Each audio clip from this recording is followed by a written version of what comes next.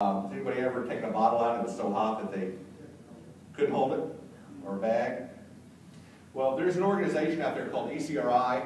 The best that I can equate them is they're like the Consumer Reports of Healthcare.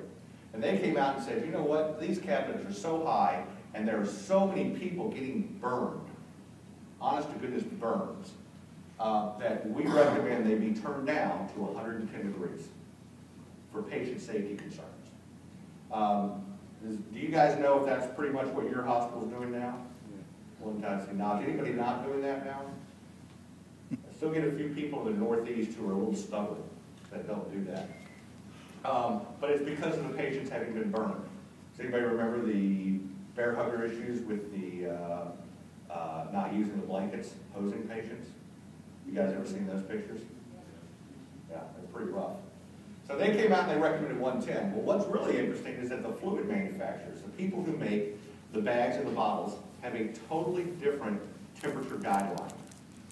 For their IV bags, they say, sure, you can warm them, but you can only warm them to 104 degrees. Because any higher than 104, or any longer than a certain number of days, and you will actually change the concentration of the solution inside of that bag. We left one in a cabinet for several months just to see what would happen. That has no fluid in it. That is all salt. So even though ECRI says only 110, if you have bags inside of cabinets that are 110 degrees, you're actually going to change the concentration of the solution, and anesthesia is going to be giving a hypertonic solution to the patients. So then what happens? So you have a hypertonic solution going in, it's got a higher concentration of salt, so now there's blood chemistry issues.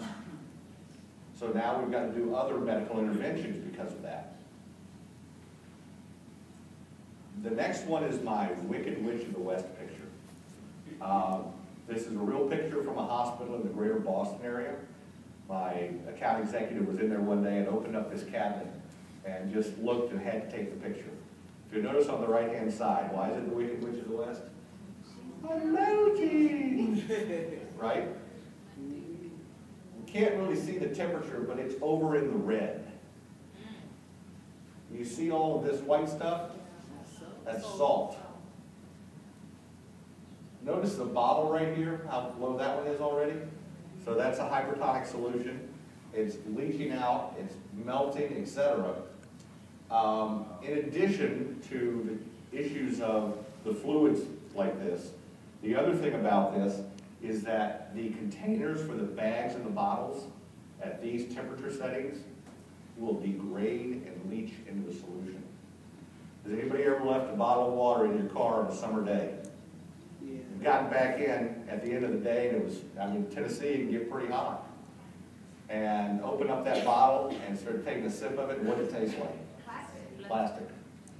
Interestingly enough, some of those chemicals happen to be that nice C word, carcinogenic, that are then being poured or injected into a patient. So it is a big concern. And what's really interesting about the fluid manufacturers absolutely don't care if you injure a patient with fluid that's that temperature. Because they're not concerned with patient safety, that's your responsibility. What they're concerned with is fluid stability. That's why they say their bags should only be 104. But these bottles, if you read their regulations, you can actually have those in a cabinet at 162 degrees. Because they're concerned with fluid stability. You can only do that for 3 days. AORN, drilling down a little bit, and I will get to a personal disclosure on the next slide. AORN did come out in 2005 and said the scrub needs to be aware of the irrigation temperature. And then the current recommended practices is that when you are using warm irrigation solutions, the temperature should be measured with a thermometer at the point of use and verified before installation. And that, once again, is being driven by the number of patients who've been injured. My counterpart in Illinois, he and I were talking about a month ago.